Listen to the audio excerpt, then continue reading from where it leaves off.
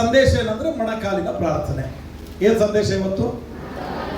ಮೊಣಕಾಲಿನ ಪ್ರಾರ್ಥನೆ. ಪಕ್ಕದವ್ರಿಗೆ ಹೇಳಿ, ಮೊಣಕಾಲಿನ ಪ್ರಾರ್ಥನೆ ಹೇಳುವುದಕ್ಕಾಗಿ ಅಲ್ಲ, ಮಾತಾಡುವುದಕ್ಕಾಗಿ ಅಲ್ಲ, ಇದು ಮಾಡುವುದಕ್ಕಾಗಿ. ಪ್ರಾರ್ಥನೆಗಳ ಬಗ್ಗೆ ಬಹಳಷ್ಟು ಜನರು ಬಹಳಷ್ಟು ಹೇಳಿಕೆಗಳನ್ನು ಹೇಳಿದ್ದಾರೆ. ವಿಲಿಯಂ ಕೇರಿ ಅನ್ನುವಂತ ಮಹಾನ್ ದೊಡ್ಡ ದೇವರ ಸೇವಕರು, ಇವತ್ತು ನಾವು ಕೈಯಲ್ಲಿ ಬೈಬಲ್ ಹಿಡ್ಕೊಂಡು ಈ ತರ ಕೂತಿದೀವಿ ಅಂದ್ರೆ ಅದಕ್ಕೆ ಕಾರಣ ವಿಲಿಯಂ ಕೇರಿ ಅವರು ಹೇಳಿದಂತ ಹೇಳಿಕೆ ಏನಂದ್ರೆ, ಮೊಣಕಾಲೂರಿ ಪ್ರಾರ್ಥನೆ ಮಾಡಿದ್ರೆ ನಮ್ಮ ಮೊಣಕಾಲು ನೆಲಕ್ಕೆ ತಾಕತ್ತೆ, ನಮ್ಮ ಆತ್ಮಿಕತೆ ಆಕಾಶಕ್ಕೆ ತಾಕತ್ತೆ ಅಂದರು. ನಮ್ಮ ಮೊಣಕಾಲು ನೆಲಕ್ಕೆ ತಾಗಿದ್ರೆ ನಮ್ಮ ಆತ್ಮಿಕತೆ ಎಲ್ಲಿಗೆ ತಾಕತ್ತಂತೆ? ಆಕಾಶಕ್ಕೆ ತಾಕತ್ತಂತೆ. ಬಿಲ್ಲಿ ಗ್ರಹಂ ಅನ್ನುವಂತ ಅದ್ಭುತವಾದ ಸುವಾರ್ತಿಕರು, ಅವರು ಸುವಾರ್ತೆಯನ್ನು ಹೇಳುವುದಕ್ಕೆ ನಿಂತರೆ ಲಕ್ಷಾನುಗಟ್ಟಲೆ ಸೇರಿ ಬರ್ತಾ ಇದ್ರು. ಆ ತರದ ಅದ್ಭುತವಾದ ಸೇವಕರು ಅವರು ಹೇಳ್ತಾರೆ, ನಿನ್ನ ಸಮಸ್ಯೆಗಳಿಗೆ ಪರಿಹಾರ ಇರುವಂತದ್ದು ನಿನ್ನ ಮೊಣಕಾಲಿನ ಬಳಿಯಲ್ಲಿ ಅಂತಾರೆ. ಹಲ್ಲೆಲೂಯಾ. ನಿನ್ನ ಸಮಸ್ಯೆಗಳಿಗೆ ಪರಿಹಾರ ಇರುವಂತದ್ದು ನಿನ್ನ ಮೊಣಕಾಲಿನ ಬಳಿಯಲ್ಲಿ. ಅವರು ಏನ್ ಹೇಳ್ತಾರೆ ಅಂದ್ರೆ, ನನಗೆ ಏನೇ ಸಮಸ್ಯೆಗಳಿರಲಿ ಅದಕ್ಕೆ ಪರಿಹಾರ ನಾನು ಎಲ್ಲಿ ಹುಡುಕಲ್ಲ, ನನ್ನ ಮೊಣಕಾಲಿನ ಬಳಿಯಲ್ಲಿಯೇ ಪರಿಹಾರ ಇದೆ. ಇನ್ನೊಬ್ಬ ಮಹಾನ್ ಭಕ್ತರು ಏನ್ ಹೇಳ್ತಾರೆ ಅಂದ್ರೆ, ನೀನು ಮೊಣಕಾಲೂರಿ ಪ್ರಾರ್ಥನೆ ಮಾಡಿದ್ರೆ ಸೈತಾನನ ತಲೆಯು ಜಜ್ಜಲ್ಪಟ್ಟ ಹಾಗಿರುತ್ತೆ. ಯಾಕೆ ಮೊಣಕಾಲೂರಿ ಪ್ರಾರ್ಥನೆ ಮಾಡಬೇಕಂದ್ರೆ, ನೀನು ಮೊಣಕಾಲೂರಿದ್ರೆ ಸೈತಾನನು ನಿನ್ನ ಮೊಣಕಾಲಿನ ಕೆಳಗಡೆ ಜಜ್ಜಿ ಹೋಗ್ತಾನಾದ ಕಾರಣ ನೀನು ಮೊಣಕಾಲೂರಿ ಪ್ರಾರ್ಥನೆ ಮಾಡಬೇಕು. Hallelujah, hallelujah. ಮೊಣಕಾಲಿನ ಪ್ರಾರ್ಥನೆ ಅದು ದೀನತೆಗೆ ಹೋಲಿಕೆ. ಯಾರಾದ್ರೂ ಒಬ್ಬ ಅಧಿಕಾರಿಯ ಮುಂದೆ ನಾವು ಹೋಗುವಾಗ, ಯಾರಾದ್ರೂ ಒಬ್ಬ ಆಫೀಸರ್ನ ನಾವು ಭೇಟಿ ಆಗಲಿಕ್ಕೆ ಹೋದಾಗ ನಾವು ನಿಲ್ಲುವ ಸ್ಟೈಲ್ ಹೆಂಗಿರುತ್ತದ್ರಿ? ಕೈ ಕಟ್ಟಿ ನಿಲ್ತೀವಿ, ಇಲ್ಲ ತಲೆಬಾಗಿ ನಿಲ್ತೀವಿ, ದೀನತೆಯಿಂದ ನಿಂತ್ಕೊಳ್ತೀವಿ. ಸೊಂಟದ ಮೇಲೆ ಕೈ ಇಟ್ಕೊಂಡು, ಜೋಬಲ್ ಕೈ ಇಟ್ಕೊಂಡು ನಾವಲ್ಲಿ ನಿಲ್ಲಲ್ಲ. ರಾಜಾದಿರಾಜನಾಗಿರುವ ದೇವರು, ಸರ್ವೇಶ್ವರನಾಗಿರುವ ದೇವರು, ಆತನ ಶಕ್ತಿಗೆ, ಆತನ ಅಧಿಕಾರಕ್ಕೆ ಸಮವಾದದ್ದು ಯಾವುದೇ ಇಲ್ಲ ರೀ.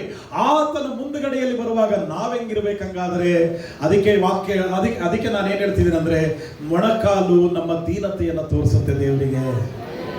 ದೇವರ ಹತ್ರ ರಿಕ್ವೆಸ್ಟ್ ಇಡ್ಲಿಕ್ಕೆ ಬಂದಿದ್ದೀವಿ, ಸ್ವಾಮಿ ದೀನನಾಗಿ ನಿನ್ನ ಪಾದ ಸಮ್ಮುಖದಲ್ಲಿ ನಾನು ಬಂದಿದ್ದೇನೆ ಅಂತ ಹೆಂಗೆ ತೋರಿಸ್ತೀಯ? ಹೇಳುವುದರಿಂದ ಅಲ್ಲ, ನಮ್ಮ ಕ್ರಿಯೆಗಳಿಂದ ನಾವು ತೋರಿಸ್ತೀವಿ. ಮೊಣಕಾಲೂರಿ, ಅಪ್ಪ ನಾನು ದೀನನು ಸ್ವಾಮಿ, ನನ್ನಿಂದ ಇದಾಗಲ್ಲಪ್ಪ, ನನ್ನಿಂದ ಇದು ನಡೆಯಲ್ಲಪ್ಪ, ಎಲ್ಲವನ್ನ ನೀನೇ ನೆರವೇರಿಸುವಂತ ದೇವರ ಹತ್ರ ಹೇಳಕ್ ಬರ್ತೀವಿ. ಹಲ್ಲೆಲೂಯಾ. ಪ್ರಾರ್ಥನೆ ಬಹಳ ಶಕ್ತಿಯುಳ್ಳದ್ದು. ನಿನ್ನ ಮೊಣಕಾಲಿನ ಪ್ರಾರ್ಥನೆ ಎಲ್ಲ ದುರಾತ್ಮನ ಅಂಧಕಾರದ ಶಕ್ತಿಗಳನ್ನ ಮುರಿದು ಹಾಕತ್ತೆ. ಹಾಗಿದ್ರೆ ನಾವೆಲ್ಲರೂ ಈಗ ಮೊಣಕಾಲೂರಿ ಪ್ರಾರ್ಥನೆ ಮಾಡಕ್ಕಾಗತ್ತಾ? ಕೆಲವರಿಗೆ ಆಗಲ್ಲ, ಕೆಲವರಿಗೆ ಆಗಲ್ಲ. ನಿಮ್ಮ ಪರಿಸ್ಥಿತಿ ದೇವರಿಗೆ ಗೊತ್ತಿದೆ. ನಿಮಗೆ ಕುತ್ಕೊಂಡು ಪ್ರಾರ್ಥನೆ ಮಾಡಕ್ಕಾದ್ರೆ ಕೂತೆ ಪ್ರೇಯರ್ ಮಾಡ್ರಿ, ನಿಂತ್ಕೊಂಡು ಪ್ರೇಯರ್ ಮಾಡಕ್ಕಾದ್ರೆ ನಿಂತ್ಕೊಂಡೆ ಪ್ರೇಯರ್ ಮಾಡ್ರಿ. ಆದರೆ ಶಕ್ತಿ ಇದ್ದು ಸಹ ನಿಲ್ಲುವ ಶಕ್ತಿ ಇದ್ರೆ ಕೂತ್ಕೋಬೇಡ, ಮೊಣಕಾಲೂರುವ ಶಕ್ತಿ ಇದ್ರೆ ನಿಂತ್ಕೋಬೇಡ. ನಿನಗೆ ಮೊಣಕಾಲೂರುವ ಶಕ್ತಿ ಇದೆಯಾ? ಹಾಗಿದ್ರೆ ಇವತ್ತು ನಾನು ನಿನಗೆ ಹೇಳ್ತಿದ್ದೀನಿ, ಮೊಣಕಾಲೂರಿ ದೇವರ ಸನ್ನಿಧಾನದಲ್ಲಿ ಪ್ರಾರ್ಥನೆ ಮಾಡು. ದೇವರು ಜಯದಿಂದ ಜಯಕ್ಕೆ ದೇವರು ನಿನ್ನನ್ನು ನಡೆಸ್ತಾರೆ. Hallelujah, hallelujah. ನಾವು ಮೊಣಕಾಲಿನ ಪ್ರಾರ್ಥನೆಯ ಕುರಿತು ಕೆಲವು ವಾಕ್ಯಗಳನ್ನ ದೇವರ ವಾಕ್ಯದಿಂದ ನಾವು ನೋಡೋಣ. ಬಹಳಷ್ಟು ಜನರು ಮೊಣಕಾಲೂರಿ ಪ್ರಾರ್ಥನೆ ಮಾಡಿದ್ದಾರೆ, ಆದರೆ ಅದರಲ್ಲಿ ಇವತ್ತು ನಾನು 3 ಜನರ ಕುರಿತು ಮಾತಾಡ್ಲಿಕ್ಕೆ ಬಯಸ್ತೀನಿ. ಮೊಣಕಾಲಿನ ಪ್ರಾರ್ಥನೆ ಅಂತ ಹೇಳಿದ ತಕ್ಷಣ ಯಾರು ನೆನಪು ಬರ್ತಾರೆ? ದಾನಿಯೇಲ್ 6ನೇ ಅಧ್ಯಾಯ 10ನೇ ವಾಕ್ಯ ತೆಗೆದು ಓದ್ತೀರಾ? ದಾನಿಯೇಲನ ಗ್ರಂಥ 6ನೇ ಅಧ್ಯಾಯ 10ನೇ ವಾಕ್ಯ ಓದ್ರಪ್ಪ.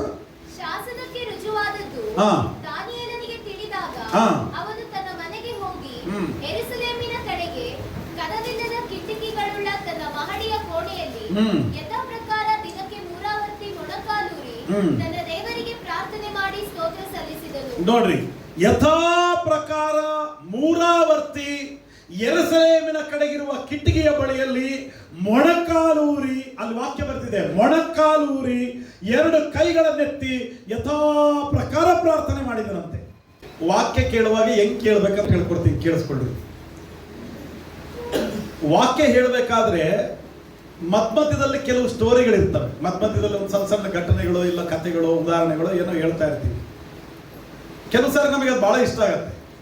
ಆಮೇಲೆ ನಾನು ಏನು ವಾಕ್ಯ ಕೇಳಿದೆ ಇವತ್ತು ಅಂದರೆ, ವಾಕ್ಯ ಹೇಳಲ್ಲ ನೀವು, ನಾನು ಮಧ್ಯದಲ್ಲಿ ಏನೋ ಒಂದು ಕತೆ ಹೇಳಿರ್ತೀನಿ ನೋಡ್ರಿ, ಆ ಕತೆ ಹೇಳ್ತೀರ ನೀವು.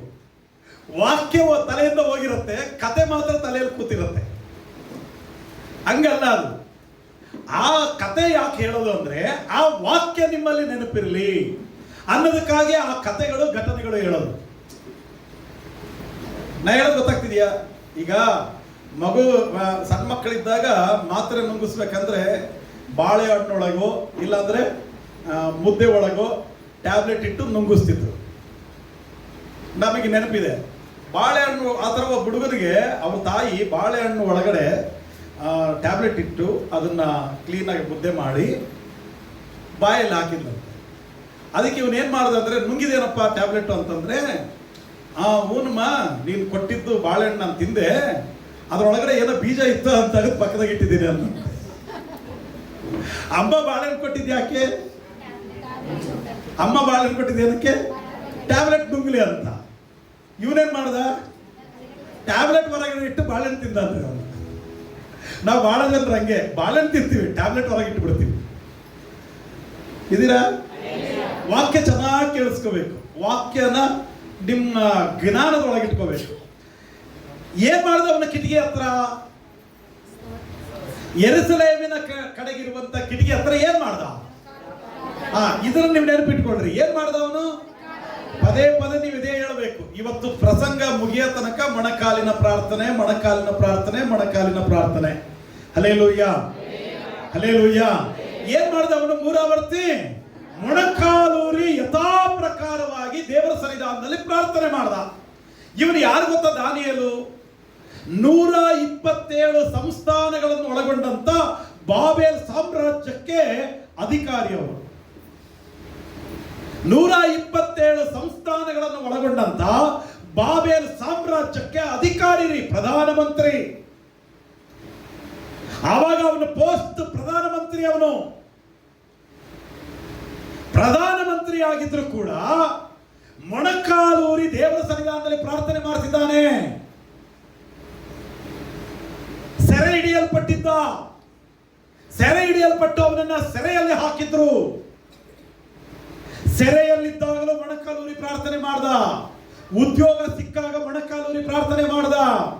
ಇವಾಗ ಪ್ರಧಾನಮಂತ್ರಿ ಆಗಿದ್ದಾನೆ, ಇವಾಗಲೂ ಮೊಣಕಾಲೂರಿ ಪ್ರಾರ್ಥನೆ ಮಾಡ್ತಿದ್ದಾನೆ. ಒಂದ್ಸಾರಿ ಒಬ್ಬ ಯವನಸ್ಥ ಹುಡುಗ ಹಿಂಗೆ ಚರ್ಚಲ್ಲಿ ಮುಂದ್ಗಡೆ ಕೂರ್ತಿದ್ದ.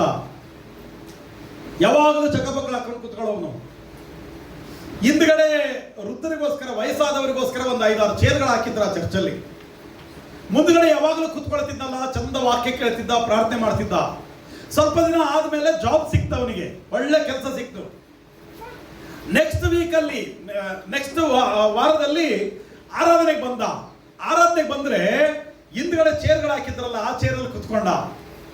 ಆರಾಧನೆ ಎಲ್ಲ ಮುಗಿದ್ಮೇಲೆ ಪಾಸ್ಟರ್ ಕೇಳಿದ್ರು, ಅಲ್ಲಪ್ಪ ಆ ಚೇರ್ಗಳು ವಯಸ್ಸಾದವ್ರಿಗೋಸ್ಕರ ಹಾಕಿದೀವಿ, ನೀನ್ ಅದ್ರ ಮೇಲೆ ಕೂತ್ಕೊಂಡ್ರೆ ವಯಸ್ಸಾದವ್ರು ಕೆಳಗೆ ಕೂರ್ಬೇಕಾಗತ್ತಲ್ಲೋ, ಕಷ್ಟ ಆಗತ್ತಲ್ಲ ಅಂದ್ರು. ನೀನು ಯಾವಾಗಲೂ ಮುಂದೆ ಬಂದು ಕೂರ್ತಿದ್ಯಲ್ಲ, ಇವಾಗ ಯಾಕೆ ಅಲ್ಲಿ ಕೂತಿದೀಯ ಅಂದ್ರೆ ಅವನು ಅಂದ, ನನ್ನ ಪ್ಯಾಂಟ್ ಸುಕ್ಕಾಗತ್ತೆ ಪಾಸ್ಟರ್ ಅಂದ. ಏನಂತೆ? ನನ್ನ ಪ್ಯಾಂಟು ಸುಕ್ಕಾಗತ್ತೆ ಪಾಸ್ಟರ್ ಅಂದ. ಅರೆ ಇಷ್ಟು ದಿವಸ ಮತ್ತೆ ಮುಂದೆ ಕುಂತಲ್ಲ, ಅವಾಗ ಕೆಲಸ ಇರಲಿಲ್ಲ ಪಾಸ್ಟ್ರೆ. ಅವಾಗ ಏನಿರ್ಲಿಲ್ಲ? ಕೆಲಸ ಇರಲಿಲ್ಲ. ಇವಾಗ ಕೆಲಸ ಬಂದಿದೆ, ಹೊಸ ಹೊಸ ಬಟ್ಟೆ ಹಾಕೊಳ್ತೀನಿ ನಾನು, ಪ್ಯಾಂಟ್ ಸುಕ್ಕಾಗ್ತದೆ, ನಾನು ಯಾವಾಗ ದೇವಾಲಯಕ್ಕೆ ಬಂದ್ರೆ ಇನ್ಮೇಲೆ ಇಲ್ಲೇ ಕೂರೋದು ಅಂದ. ಒಂದು 3 ವಾರ ಕಳೀತು, 4 ವಾರ ಕಳೀತು, ಕೆಲಸ ಹೋಯ್ತು. ಯಾರು ತೆಗೆದಿದ್ದು? ದೇವರೇ ತೆಗೆದಿದ್ದು. ಕೆಲಸ ಹೋಯ್ತು. ಮತ್ತೆ ಬಂದಾರಿ, ಮತ್ತೆ ಬಂದು ಅಲ್ಲಿ ಕುತ್ಕೊಳ್ಳಿಲ್ಲ ವಾರ, ಮತ್ತೆ ಬಂದು ಸೇಮ್ ಪ್ಲೇಸ್ ಅಲ್ಲಿ ಕುತ್ಕೊಂಡ. ಅದೇ ಹೊಸ ಬಟ್ಟೆನೆ, ಆದ್ರೂ ಪ್ಯಾಂಟ್ ಸುಕ್ಕಾದ್ರೆ ಇವಾಗ ಚಿಂತೆ ಇಲ್ಲ, ಇಲ್ಲೇ ಮುಂದ್ಗಡೆ ಕುತ್ಕೊಂಡು ದೇವರ ಸನ್ನಿಧಾನದಲ್ಲಿ ಪ್ರಾರ್ಥನೆ ಮಾಡ್ದ. ಕಳೆದೋಗಿದ್ದು ಜಾಬ್ ಮತ್ತೆ ತಿರುಗಿ ಬಂತು. ಪಾಸ್ಟರ್ ನೋಡಿದ್ರೆ ಮತ್ತೇನಾದ್ರೂ ಹಿಂದೋಗಿ ಕೂರ್ತಾನೇನೋ ಅಂತ, ಇಲ್ಲ ಇಲ್ಲ ಇಲ್ಲ, ಅಲ್ಲೇ ಮುಂದೆನೆ ಕುತ್ಕೊಂಡ. ಯಾಕಂದ್ರೆ ಅವನಿಗೆ ಗೊತ್ತಾಯ್ತು, ನಾನು ಹಿಂದೆ ಹೋಗಿ ಕುತ್ಕೊಂಡು ಸೊಕ್ಕು ತೋರಿಸಿದ್ರೆ ದೇವರು ನನ್ನನ್ನು ಪೆಟ್ಟು ಕೊಡ್ತಾನೆ. ದೇವರ ಮಕ್ಕಳೇ, ನಾನು ನಿಮಗೆ ಹೇಳ, ನಾವು ದೀನತೆಯಲ್ಲಿದ್ದಾಗ, ಕಷ್ಟದಲ್ಲಿದ್ದಾಗ ಮಾತ್ರ ಪ್ರಾರ್ಥನೆ ಅಲ್ಲ, ನಾವು ಉತ್ತಮವಾದ ಸ್ಥಾನದಲ್ಲಿರುವಾಗಲೂ ದೇವರ ಸಮ್ಮುಖದಲ್ಲಿ ಮೊಣಕಾಲೂರಿ ಪ್ರಾರ್ಥನೆ ಮಾಡಬೇಕು. ಇದೀರಾ? ಹಲ್ಲೆಲೂಯಾ. ಬಹಳ ಜನರಿಗೆ ರೂಢಿ ಏನಂದ್ರೆ, ಕಷ್ಟದಲ್ಲಿದ್ದಾಗ, ಬಡತನ ಇದ್ದಾಗ, ಸಾಲಗಳಿದ್ದಾಗ, ಸಮಸ್ಯೆಗಳಿದ್ದಾಗ ಮೊಣಕಾಲಿನ ಪ್ರಾರ್ಥನೆ, ಎಲ್ಲವೂ ಇದ್ದಾಗ ಪ್ರಾರ್ಥನೆಯ ಜೀವಿತವನ್ನೇ ಮರೆತು ಹೋಗ್ತಾರೆ. ದೇವ್ರ ಮಕ್ಕಳೇ, ನೀನು ಕಷ್ಟದಲ್ಲಿದ್ದಾಗ ಪ್ರಾರ್ಥನೆ ಮಾಡು, ದೇವರು ಕೊಟ್ಟಾಗ ಪ್ರಾರ್ಥನೆ ಮಾಡು, ಉತ್ತಮವಾದ ಸ್ಥಿತಿಗೆ ಬಂದಾಗ ಪ್ರಾರ್ಥನೆ ಮಾಡು, ಒಳ್ಳೆ ಬಟ್ಟೆ ಹಾಕುವಾಗಲೂ ಪ್ರಾರ್ಥನೆ ಮಾಡು, ಒಳ್ಳೆ ಮನೆಗಳಲ್ಲಿ ಒಳ್ಳೆ ಕಟ್ಟಡಗಳಲ್ಲಿ ವಾಸ ಮಾಡುವಾಗಲೂ ಪ್ರಾರ್ಥನೆ ಮಾಡು, ನಿನ್ನ ಆಸ್ತಿ ಪಾಸ್ತಿ ಹೆಚ್ಚಾದಾಗಲೂ ಪ್ರಾರ್ಥನೆ ಮಾಡು, ಮಕ್ಕಳು ಉತ್ತಮವಾದ ಸ್ಥಾನಕ್ಕೆ ಬಂದಾಗಲೂ ಪ್ರಾರ್ಥನೆ ಮಾಡು. ನಿನ್ನ ಕಡೆಯ ಉಸಿರು ಇರುವ ತನಕ ದೇವರ ಸನ್ನಿಧಾನದಲ್ಲಿ ಪ್ರಾರ್ಥನೆ ಮಾಡ್ತಾನೇ ಇರು. ಪ್ರಾರ್ಥನೆ ಮಾತ್ರ ನಿಲ್ಲಿಸಬೇಡ. ಹಲ್ಲೆಲೂಯಾ. ನಿನ್ನ ಬಟ್ಟೆ ಬದಲಾಗಲಿ, ನಿನ್ನ ಮನೆ ಬದಲಾಗಲಿ, ನಿನ್ನ ಪರಿಸ್ಥಿತಿಗಳು ಬದಲಾಗಲಿ, ನಿನ್ನ ಹಣದ ಸ್ಥಿತಿಗತಿಗಳು ಬದಲಾಗಲಿ, ಆದರೆ ಮೊಣಕಾಲಿನ ಪ್ರಾರ್ಥನೆ ಮಾತ್ರ ಬದಲಾಗದ್ ಬೇಡ. ಆವತ್ತು ಮೊಣಕಾಲು ಉರ್ತೀನಿ, ಇವತ್ತು ಮೊಣಕಾಲು ಉರ್ತೀನಿ, ನಾಳೆ ದೇವರು ನನಗೆ ಅಧಿಕವಾಗಿ ಕೊಟ್ಟಾಗಲೂ ಮೊಣಕಾಲು ಉರ್ತೀನಿ ಅನ್ನುವ ಅನುಭವದಲ್ಲಿ ನಾವು ಮುಂದೆ ಹೋಗ್ಬೇಕು. ದಾನಿಯೇಲನು ಅದನ್ನು ತೋರಿಸಿದನು ತನ್ನ ಜೀವಿತದ ಮೂಲಕ. ಅವನು ಮೊಣಕಾಲೂರಿ ಪ್ರಾರ್ಥನೆ ಮಾಡಿದ್ದು ಎಷ್ಟು ವರ್ಷ ಗೊತ್ತಾ? 70 ವರ್ಷ. ಎಷ್ಟು ವರ್ಷ ರೀ? ಎಷ್ಟು ವರ್ಷ? 70 ವರ್ಷ. 6ನೇ ಅಧ್ಯಾಯ 10ನೇ ವಾಕ್ಯದಲ್ಲಿ, ಆ ನಂತರ 9ನೇ ಅಧ್ಯಾಯದಲ್ಲಿ ನೀವು ನೋಡ್ರಿ. ಆಮೇಲೆ ಅಲ್ಲಿ ದೇವರ ವಾಕ್ಯ 9ನೇ ಅಧ್ಯಾಯದಲ್ಲಿ ಏನ್ ಹೇಳುತ್ತಂದ್ರೆ, ಅಲ್ಲಿ ಮೊಣಕಾಲೂರಿ ಜನರ ಪಾಪದ ಅರಿಕೆಯನ್ನು ಮಾಡಿ ದೇವರ ಸನ್ನಿಧಾನದಲ್ಲಿ ಪ್ರಾರ್ಥನೆ ಮಾಡ್ದ. ದೇವರ ಮಕ್ಕಳೇ, 70 ವರ್ಷಗಳವರೆಗೂ ಸತತವಾಗಿ ಯಥಾ ಪ್ರಕಾರ ಅದೇ ಕಿಟಕಿ ಬಳಿಯಲ್ಲಿ ಮೊಣಕಾಲೂರಿ ಪ್ರಾರ್ಥನೆ ಮಾಡಿದ್ದಾನೆ ದಾನಿಯೇಲನು. Hallelujah, hallelujah. ನೀನು ಎಷ್ಟು ವರ್ಷ ಪ್ರಾರ್ಥನೆ ಮಾಡ್ತೀಯಾ? ಕೆಲವರಿಗೆ 3 ವರ್ಷಕ್ಕೆ 5 ವರ್ಷಕ್ಕೆ ಸಾಕಾಗತ್ತೆ, ಕೆಲವರಿಗೆ ತಿಂಗಳಿಗೆ 2 ತಿಂಗಳಿಗೆ ಸಾಕಾಗತ್ತೆ. ದೇವ್ರ ಮಕ್ಕಳೇ, ನಾನು ನಿಮಗೆ ಹೇಳ್ತೀನಿ, ನಿನ್ನ ಶಕ್ತಿ ಇರುವ ತನಕ ದೇವರ ಸನ್ನಿಧಾನದಲ್ಲಿ ಮೊಣಕಾಲೂರಿ ಪ್ರಾರ್ಥನೆ ಮಾಡು. ಶಕ್ತಿ ತೀರಿದ ನಂತರ ಹಾಸಿಗೆಯಲ್ಲಿರುವಾಗಲೂ ಸಹ ಪ್ರಾರ್ಥನೆ ಮಾತ್ರ ಮರಿಬೇಡ. ನೀನು ಯಾವ ಸ್ಥಿತಿಯಲ್ಲಾದರೂ ಇರು, ಎಂಥ ಸ್ಥಿತಿಯಲ್ಲಾದರೂ ಇರು, ಪ್ರಾರ್ಥನೆ ಬಿಡಬೇಡ. ಹಲ್ಲೆಲೂಯಾ. ಯಥಾರ್ಥವಾಗಿ ದಾನಿಯೇಲನು ದೇವರ ಸನ್ನಿಧಾನದಲ್ಲಿ ಪ್ರಾರ್ಥನೆ ಮಾಡ್ದ. ಅವನು ಪ್ರಾರ್ಥನೆ ಮಾಡಿದ್ದಕ್ಕೆ ಜನ ಏನ್ ಮಾಡಿದ್ರು ಗೊತ್ತಾ? ಅವನನ್ನ ರಾಜನಿಗೆ ಹೋಗಿ ಕಂಪ್ಲೇಂಟ್ ಮಾಡಿ ಅವನನ್ನು ತಗೊಂಡೋಗಿ ಸಿಂಹದ ಗುಹೆಯಲ್ಲಿ ಹಾಕಿದ. ಏನ್ ಮಾಡಿದ್ದಕ್ಕೆ? ಕಳ್ಳತನ ಮಾಡಿದ್ದಕ್ಕಲ್ಲ. ಪಕ್ಕದವ್ರಿಗೆ ಹೇಳ್ರಿ, ಕಳ್ಳತನ ಮಾಡಿದ್ದಕ್ಕಲ್ಲಪ್ಪ, ಅವನು ಮೊಣಕಾಲೂರಿ ಪ್ರಾರ್ಥನೆ ಮಾಡಿದ್ದಕ್ಕೆ ಸಿಂಹದ ಗುಹೆಯಲ್ಲಿ ಹಾಕಿದರು. ಇವಾಗ ಅದೇ ಅಲ್ಲ, ಪ್ರಾರ್ಥನೆ ಮಾಡಂಗಿಲ್ಲ, ವಾಕ್ಯ ಕೇಳಂಗಿಲ್ಲ, ದೇವರ ಸನ್ನಿಧಾನದಲ್ಲಿ ಒಳ್ಳೆ ರೀತಿಯಲ್ಲಿ ಜೀವಿಸಂಗಿಲ್ಲ, ಕುಡಿಯೋದು ಬಿಡಂಗಿಲ್ಲ, ಪರಿಶುದ್ಧರಾಗಿ ಜೀವಿಸಂಗಿಲ್ಲ. ಎಷ್ಟು ನಾವು ಹೊಲಸಾಗಿ ಜೀವಿಸ್ತೀವೋ ಪ್ರಪಂಚದ ಜನರಿಗೆ ಅಷ್ಟು ಚಂದರಿ. ನಾವು ಎಷ್ಟು ಪರಿಶುದ್ಧರಾಗಿ ಪ್ರತ್ಯೇಕವಾಗಿ ಬದುಕ್ತೀವೋ ಅಷ್ಟು ಪ್ರಪಂಚ ನಮಗೆ ವಿರೋಧವಾಗಿ ಬದುಕತ್ತೆ. ನೋಡ್ರಿ, ಅವನು ಪ್ರಾರ್ಥನೆ ಮಾಡಿದ್ದಕ್ಕೆ ಅವನು ತಗೊಂಡೋಗಿ ಸಿಂಹದ ಗುಹೆಯಲ್ಲಿ ಹಾಕಿದರು. ಸಿಂಹದ ಗುಹೆ ಅಂದ್ರೆ ಒಳಗಡೆ ಏನಿರ್ತವೆ? ಸಿಂಹದ ಗುಹೆ ಅಂದ್ರೆ ಒಳಗೆ ಬೆಕ್ಕುಗಳಿರ್ತಾವ, ನಾಯಿಗಳಿರ್ತಾವ, ಏನಿರ್ತಾವ್ರಿ? ಸಿಂಹದ ಗುಹೆ ಅಂದ್ರೆ ಒಳಗಡೆ ಸಿಂಹಗಳೇ ಇರ್ತವೆ. ಬಹಳಷ್ಟು ಸಿಂಹಗಳಿದ್ವು. ಅವನು ತಗೊಂಡೋಗಿ ಸಿಂಹದ ಗುಹೆಯಲ್ಲೇ ಹಾಕಿದ್ರು. ನನ್ನನ್ನು ಕೇಳಿಸ್ಕೊಳ್ರಿ, ಸಿಂಹದ ಗುಹೆಯಲ್ಲಿ ಹಾಕಿದ್ರೆ ಒಂದೇ ಒಂದು ಸಿಂಹ ಗರ್ಜನೆ ಮಾಡಲಿಲ್ಲಂತೆ. ಒಂದೇ ಒಂದು ಸಿಂಹ ಗರ್ಜನೆ ಮಾಡಲಿಲ್ಲ.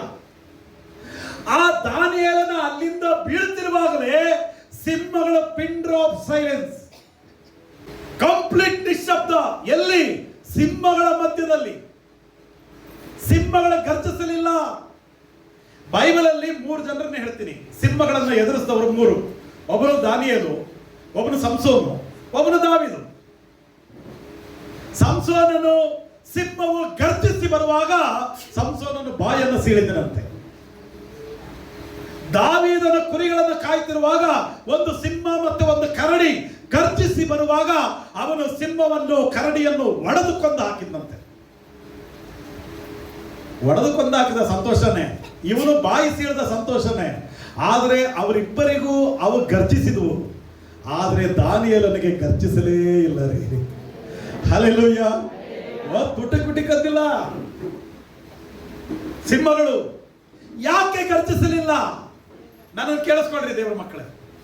ವಾಕ್ಯ ಹೇಳುವವನ ಮೇಲೆ ಸೈತಾನನು ದಾಳಿ ಮಾಡ್ತಾನೆ, ಹಾಡಾಡುವವನ ಮೇಲೆ ಸೈತಾನನು ದಾಳಿ ಮಾಡ್ತಾನೆ, ಆರಾಧನೆ ಮಾಡುವವನ ಮೇಲೆ ಸೈತಾನನು ದಾಳಿ ಮಾಡ್ತಾನೆ. ಆದರೆ ಪ್ರಾರ್ಥನೆ ಮಾಡುವವನ ಮೇಲೆ ಸೈತಾನನ ದಾಳಿ ಮಾಡಕ್ ಸಾಧ್ಯ ಇಲ್ಲ. ಹಲ್ಲೆಲೂಯಾ. ಸಂತೋಷ ಇದೆಯಾ? ವಾಕ್ಯ ಹೇಳುವವರ ಮೇಲೂ ದಾಳಿ ಮಾಡ್ತಾವಪ್ಪ ಅಷ್ಟೇ. ಹೌದು, ಆರಾಧನೆ ಮಾಡುವವರ ಮೇಲೆ ದಾಳಿ ಮಾಡ್ತಾನೆ ಸೈತಾನು, ಆದರೆ ಪ್ರಾರ್ಥನೆ ಮಾಡುವವರ ಮೇಲೆ ಸೈತಾನನ ದಾಳಿ ಮಾಡಲ್ಲ. ಒಂದು ವೇಳೆ ದಾಳಿ ಮಾಡಿದ್ರೆ ಏನಾಗುತ್ತೆ? ಅವನ ಮೊಣಕಾಲಿನ ಕೆಳಗೆ ಅವನು ಜಜ್ಜಲ್ಪಡ್ತಾನೆ. ಹಲ್ಲೆಲೂಯಾ. ನಾನು ಹೇಳೋದು ಅರ್ಥ ಆಗ್ತಿದೆಯಾ ನಿಮಗೆ? ಒಂದು ವೇಳೆ ದಾಳಿ ಮಾಡಿದ್ರೆ ಅವನು ಪ್ರಾರ್ಥನೆ ಮಾಡುವವನ ಮೊಣಕಾಲಿನ ಕೆಳಗೆ ಸೈತಾನನು ಜಜ್ಜಲ್ಪಡ್ತಾನೆ. ಆದ ಕಾರಣ ಪ್ರಾರ್ಥನೆ ಮಾಡುವವರ ಸುದ್ದಿಗೆ ಸೈತಾನನು ಬರಲ್ಲ. ಇವನು ಮೊಣಕಾಲೂರಿ ಪ್ರಾರ್ಥನೆ ಮಾಡುವವನು. ಆ ಸಿಂಹದ ಗುಹೆ ಒಳಗಡೆ ಬಿದ್ದು ಕೂಡಲೇ ಎಲ್ಲ ಸಿಂಹಗಳಲ್ಲಿರುವಂತ ಎಲ್ಲ ಸಿಂಹಗಳು ಪಿನ್ ಡ್ರಾಪ್ ಸೈಲೆನ್ಸ್, ಸುಮ್ಮನೆ ಕೂತಿದವೆ, ಶಬ್ದವೇ ಇಲ್ಲ. ಹಲ್ಲೆಲೂಯಾ.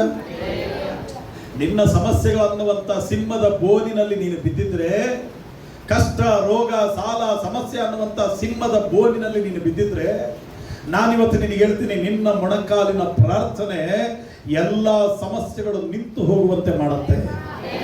ಸಮಸ್ಯೆಗಳು ನಿನ್ನ ಮೇಲೆ ದಾಳಿ ಮಾಡಲ್ಲ. ಸಮಸ್ಯೆಗಳು ನಿನ್ನ ಮೇಲೆ ದಾಳಿ ಮಾಡಲ್ಲ ರೀ. ಇಕ್ಕಟ್ಟಾದ ಪರಿಸ್ಥಿತಿಗಳು ನಿನ್ನ ಮೇಲೆ ದಾಳಿ ಮಾಡಲ್ಲ. ಯಾಕೆ ದಾಳಿ ಮಾಡ್ತಿದ್ದಾವೆ ಅಂದ್ರೆ ಮೊಣಕಾಲಿನ ಪ್ರಾರ್ಥನೆಯ ಅನುಭವ ಇಲ್ಲ. ನಿನ್ನ ಮೊಣಕಾಲಿನ ಪ್ರಾರ್ಥನೆಯ ಅನುಭವ ಇದ್ರೆ ಇವತ್ತು ಸವಾಲು ಮಾಡಿ ಹೇಳ್ತೀನಿ, ಎಲ್ಲ ಸಮಸ್ಯೆಗಳು ಪಿನ್ ಡ್ರಾಪ್ ಸೈಲೆನ್ಸ್ ರೀ. ಹಲ್ಲೆಲೂಯಾ.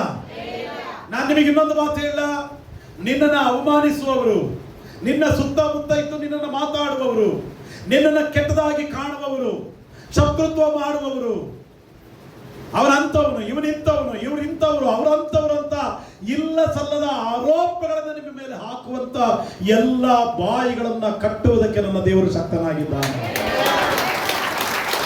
ಸಿಂಹದ ಬಾಯಿಯನ್ನ ಕಟ್ಟಿದ ದೇವರು ಎಲ್ಲ ಬಾಯಿಗಳನ್ನು ಮುಚ್ಚುವುದಕ್ಕೆ ನನ್ನ ದೇವರು ಶಕ್ತನಾಗಿದ್ದಾನೆ. ಹಲ್ಲೆಲೂಯಾ. ದೇವರ ಮಕ್ಕಳೇ, ನಾನು ನಿಮಗೆ ಹೇಳ, ಇವ್ರು ಹಂಗಂತಾರೆ, ಅವ್ರು ಹಿಂಗಂತಾರೆ, ಇವ್ರು ಹಿಂಗ್ ನಡ್ಕೊಳ್ತಾರೆ, ಇವ್ರು ಈ ತರ ಮಾತಾಡ್ತಾರೆ, ಟೆನ್ಷನ್ ಮಾಡಬೇಡ. ಅದನ್ನು ಪಕ್ಕದಲ್ಲಿಡ್ರಿ. ನೀನು ಮೊಣಕಾಲಿನ ಪ್ರಾರ್ಥನೆ ನೀನು ಮಾಡ್ತಾ ಇರು, ದೇವರು ತನ್ನ ಕಾರ್ಯ ಅಲ್ಲಿ ದೇವರು ಮಾಡೇ ಮಾಡ್ತಾರೆ. ಹಲ್ಲೆಲೂಯಾ.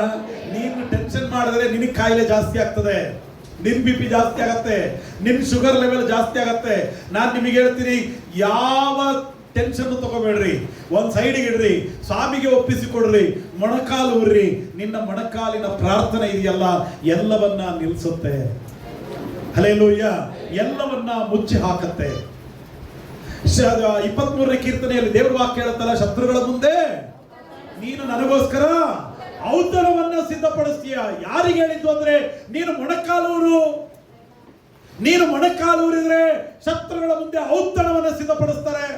ಶತ್ರುಗಳ ಬಾಯನ್ನ ದೇವರು ಮುಚ್ಚಿಸ್ತಾರೆ. ಹಲ್ಲೆಲೂಯಾ. ಹಲ್ಲೆಲೂಯಾ. ಮೊಣಕಾಲಿನ ಪ್ರಾರ್ಥನೆ ರೀ ನಮಗೆ. ಅದಕ್ಕೆ ಬಿಲ್ಲಿ ಗ್ರಾಮ್ ಹೇಳ್ತಾರೆ, ಎಲ್ಲಾ ಸಮಸ್ಯೆಗಳಿಗೆ ಪರಿಹಾರ ನನ್ನ ಮೊಣಕಾಲಿನ ಬಳಿಯಲ್ಲಿದೆ. ನೀನು ಪರಿಹಾರ ಹುಡುಕುವ ಅವಶ್ಯಕತೆ ಇಲ್ಲ, ನಿನ್ನ ಮೊಣಕಾಲಿನ ಬಳಿಯಲ್ಲಿಯೇ ಎಲ್ಲಾ ಪರಿಹಾರವಿದೆ. ದಾನಿಯೇಲನು ಮಾಡಿದ ಪ್ರಾರ್ಥನೆ ಮೂಲಕ ಇವತ್ತು ನಾವು ಕಲಿಬೇಕಾದ ಪಾಠ ಏನಂದ್ರೆ, ಮೊಣಕಾಲೂರಿ ಪ್ರಾರ್ಥಿಸಿದರೆ ಶತ್ರುಗಳ ಮುಂದೆ ಔತಣವನ್ನು ದೇವರು ಸಿದ್ಧಪಡಿಸ್ತಾರೆ, ಎಲ್ಲ ಬಾಯಿಗಳನ್ನ ದೇವರು ಕಟ್ಟಿ ಹಾಕ್ತಾರೆ. ಸಂತೋಷ ಇದೆಯಾ? ಎರಡನೇ ಮನುಷ್ಯನ ಬಗ್ಗೆ ನಾವು ನೋಡೋಣ. ಈ ಎರಡನೇ ವ್ಯಕ್ತಿ ಯಾರಪ್ಪ ಅಂದ್ರೆ, ಇವನು ಒಂದು ದಿನದಲ್ಲಿ ಇಡೀ ಇಸ್ರಾಯೇಲರನ್ನ ದೇವರ ಕಡೆಗೆ ತಿರುಗಿಸಿದ ಮನುಷ್ಯ. ಒಂದೇ ದಿನದಲ್ಲಿ ಇಸ್ರಾಯೇಲ್ ದೇಶವನ್ನ ದೇವರ ಕಡೆಗೆ ತಿರುಗಿಸಿದ ಮನುಷ್ಯ. ಅವನ ಹೆಸರು ಎಲಿಯಾ. ಅವನ ಹೆಸರೇನ್ರಿ? ಸ್ವಲ್ಪ ಹೇಳ್ರಿ ಜೋರಾಗಿ. ಅವನ ಹೆಸರೇನು? ಎಲಿಯಾ. ಒಂದು ದಿವಸದಲ್ಲಿ ಇಸ್ರಾಯೇಲರನ್ನ ದೇವರ ಕಡೆಗೂ, ಒಂದೇ ದಿವಸದಲ್ಲಿ ಇಸ್ರಾಯೇಲ್ ದೇಶವನ್ನ ದೇವರ ಕಡೆಗೆ ತಿರುಗಿಸಿದ ಮನುಷ್ಯ. ಅವನು ಪ್ರಾರ್ಥನೆ ಮಾಡಿದ ಒಂದು ಪ್ಲೇಸ್ ಇತ್ತು. ಆ ಪ್ಲೇಸ್ ಹೆಸರು ಕರ್ಮೇಲ್.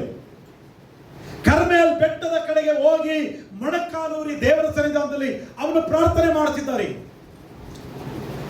ಅವನು ಏನಂತ ಹೇಳಿದ ಗೊತ್ತಾ? ಆಹಾಬನ ಮುಂದೆ ಒಂದು ಮಾತು ಹೇಳಿದ್ದ. ಏನ್ ಹೇಳಿದ್ದ? ನಾನು ಹೇಳುವ ತನಕ ಮಳೆ ಆಗಲಿ ಮಂಜಾಗಲಿ ಬೀಳೋದಿಲ್ಲ. ಎಷ್ಟು ವರ್ಷ ಬೀಳಲಿಲ್ಲ? 3 ವರ್ಷ 6 ತಿಂಗಳು. 3.5 ವರ್ಷ ಮಳೆ ಬರಲಿಲ್ಲ, ಮಂಜು ಬೀಳಲಿಲ್ಲ. ಜನ ಭಯಂಕರವಾದ ಬರಗಾಲದಲ್ಲಿ, ಕಾಳಿಲ್ಲದೆ, ಊಟ ಇಲ್ಲದೆ ಭಯಂಕರವಾದ ಕಷ್ಟದಲ್ಲಿ ಜನರು ಜೀವಿಸಿದರು. ಆವಾಗ ಆಹಾಬ ರಾಜ ಅವನು ಎಲ್ಲಿದ್ದಾನೆ, ಹುಡುಕ್ರಿ ಅಂತ ಹೇಳಿ ಏಲಿಯನನ್ನು ಹುಡುಕ್ತಾ ಇದ್ರು. ವಿಷಯ ಏಲಿಯನಿಗೆ ಗೊತ್ತಾಯ್ತು. ಆವಾಗ ಏಲಿಯನಂತ ಗೊತ್ತಾ, ರಾಜ ನೀನ್ ಮನೆಗೆ ಹೋಗಿ ಆರಾಮಾಗಿ ಊಟ ಮಾಡು, ಮಳೆ ಬರುವ ಶಬ್ದವನ್ನು ನೀನು ಕೇಳಿಸ್ಕೊಳ್ತೀಯ, ಹೋಗು ಅಂತ. ಏನಂತೆ? ಮಳೆ ಬರುವ ಶಬ್ದ ಕೇಳಿಸ್ಕೊಳ್ತೀಯ. 3 ವರ್ಷ 6 ತಿಂಗಳು ಪ್ರಜೆಗಳು ಭಯಂಕರವಾದ ಕಷ್ಟಗಳನ್ನು ಅನುಭವಿಸಿದ್ದಾರೆ. ಭಯಂಕರವಾದ ಬರಗಾಲ, ತಿನ್ಲಿಕ್ಕೆ ಅವರಿಗೆ ಊಟ ಇಲ್ಲ, ಅಂತ ಕೆಟ್ಟದಾದ ಸ್ಥಿತಿಯಲ್ಲಿದ್ದಾರೆ. ನೀನು ಹೋಗು, ಊಟ ಮಾಡು. ಹಂಗಂದಾಗ ಆಹಾಬ ಏನ್ ಮಾಡ್ಬೋದಾಗಿತ್ತು? ಈಗ ಉದಾಹರಣೆ ನಾನು ನಿಮಗೆ ಹೇಳ್ತೀನಿ. ಹೋಗ್ರಿ, ನೀವು ಮಾಡೋಗ್ರಿ, ಊಟ ಮಾಡೋಗ್ರಿ ಅಂದ್ರೆ ನೀವೇನಂತೀರಿ ಇವಾಗ? ಬಾರಣ, ನೀನ್ ಬಾರಣ ಅಂತೀರೋ ಏನ್ ನಾನೇ ಅಂತಿದ್ದೀನೋ? ಸಹಜ ಅಲ್ಲ ಅದು? ಯಾರಾದ್ರೂ ನಮ್ಮ ಮನೆ ಹತ್ರ ಬಂದು ನಾವು ಊಟ ಮಾಡ್ತಿರುವಾಗ ಯಾರಾದ್ರೂ ಇದ್ದಪ್ಪ ಅಂದ್ರೆ ಏನ್ ಮಾಡ್ತೀವಿ ನಾವು? ಬರ್ರಿ ಅಂತೀವಿ. ಇವನು ಊಟ ಮಾಡಿ ಹೋಗು ನೀನು ಆಹಾಬ ಅಂದ್ರೆ ಎಲ್ಲಿಯೇನಾದ್ರೂ ಕರೆದ್ನ, ನೀನು ಬಾರಪ್ಪ ಹೋಗೋಣ, ಜೊತೆಗೆ ಊಟ ಮಾಡೋಣ, ಆಮೇಲೆ ಪ್ರೇಯರ್ ಮಾಡುವಂತೆ, ಮಳೆ ಬರ್ತಂತೆ, ಹಂಗಂದಿಲ್ಲ ರೀ ಆಹಾಬು. ಊಟ ಮಾಡಿ ಹೋಗ ರಾಜ ಅಂತಂದ್ರೆ ಹೋಗೇ ಬಿಟ್ಟ ಅವನು. ನಾನು ನನ್ನ ಹೊಟ್ಟೆ ಅಂತ ಹೋದವನು. ಆದ್ರೆ ಏಲಿಯ ನಾನು ನನ್ನ ಹೊಟ್ಟೆ ಅನ್ಲಿಲ್ಲ ರೀ. ಕರ್ಮೇಲ್ ಪರ್ವತಕ್ಕೆ ಹೋಗಿ ಹಸಿವಿನಿಂದ ಊಟ ಮಾಡದೆ ಉಪವಾಸ ಇದ್ದು, ಬರಗಾಲದಲ್ಲಿ ಉಪವಾಸ ಇರುವ ಜನರಿಗೋಸ್ಕರ ಅವನು ಪ್ರಾರ್ಥನೆ ಮಾಡ್ದ. Hallelujah, hallelujah. ದೇವ್ರ ಮಕ್ಕಳೇ, ಮೊಣಕಾಲೂರಿ ಪ್ರಾರ್ಥನೆ ಮಾಡೋರು ನಾನಾಯ್ತು ನನ್ನ ಹೊಟ್ಟೆ ಆಯ್ತು ಅನ್ನಲ್ಲ ಅವರು. ನನ್ನನ್ನು ಕೇಳಿಸ್ಕೊಡ್ರಿ, ಮೊಣಕಾಲೂರಿ ಪ್ರಾರ್ಥನೆ ಮಾಡೋರು ನಾನಾಯ್ತು ನನ್ನ ಹೊಟ್ಟೆ ಆಯ್ತು, ನಾನಾಯ್ತು ನನ್ನ ಜೀವನ ಆಯ್ತು, ನಾನಾಯ್ತು ನನ್ನ ಆದಾಯ ಆಯ್ತು, ನಾನಾಯ್ತು ನನ್ನ ಕೆಲಸ ಆಯ್ತು ಅನ್ನಲ್ಲ ರೀ. ಮೊಣಕಾಲೂರಿ ಪ್ರಾರ್ಥನೆ ಮಾಡುವವರು ನನ್ನ ಸಭೆಯ ಜನರು ಏನ್ ಮಾಡಿದ್ರು? ಅವ್ರು ಊಟ ಮಾಡಿದ್ರ, ಇವ್ರು ಊಟ ಮಾಡಿದ್ರ, ಅವ್ರು ಚೆನ್ನಾಗಿದಾರ, ಇವ್ರು ಕಷ್ಟದಲ್ಲಿದ್ದಾರ, ಇವ್ರು ಸಮಸ್ಯೆಯಲ್ಲಿದ್ದಾರ, ಅವ್ರು ಬಾಧೆಯಲ್ಲಿದ್ದಾರ, ನಮ್ಮ ದೇಶ ಚೆನ್ನಾಗಿದೆಯಾ, ರಾಜ್ಯ ಚೆನ್ನಾಗಿದೆಯಾ, ಜಿಲ್ಲೆ ಚೆನ್ನಾಗಿದೆಯಾ? ನಾವು ಆಗಾಗ ಯಾಕೆ ಉಪವಾಸ ಇದ್ದು ಪ್ರಾರ್ಥನೆ ಮಾಡ್ತೀವ್ರಿ? ಹಸಿವೆಯಲ್ಲಿರುವ ಜನರಿಗೋಸ್ಕರ ನಮ್ಮ ಹಸಿವೆಯನ್ನ, ನಮ್ಮ ಸಂಕಟವನ್ನ ತಾಳಿಕೊಂಡು ದೇವರ ಸನ್ನಿಧಾನದಲ್ಲಿ ಪ್ರಾರ್ಥನೆ ಮಾಡ್ತೀವಿ.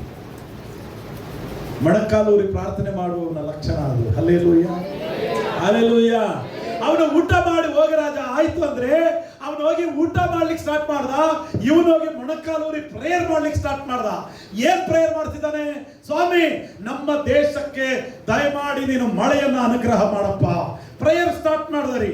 ಪ್ರಾರ್ಥನೆ ಮುಗಿಸಿದ ಮೇಲೆ ಆಳಿಗೆ ಹೇಳ್ದ, ಹೋಗಪ್ಪ, ಹೋಗಿ ಒಂದ್ ಸ್ವಲ್ಪ ನೋಡೋಗೋ, ಮೋಡ ಹೆಂಗೈತ್ ನೋಡೋಗು ಅಂತಂದ. ಇವನು ಹೋಗಿ ಹೊರಗಡೆ ನೋಡ್ಬಿಟ್ಟು ಬಂದು, ಸ್ವಾಮಿ ಏನು ವ್ಯತ್ಯಾಸ ಇಲ್ಲ ಸ್ವಾಮಿ, ಬಿಸಿಲು ಹೆಂಗಿತ್ಯೋ ಹಂಗೆ ಇದೆ, ಒಂದು ಸ್ವಲ್ಪನೂ ಕೂಡ ಮೋಡ ಇಲ್ಲ.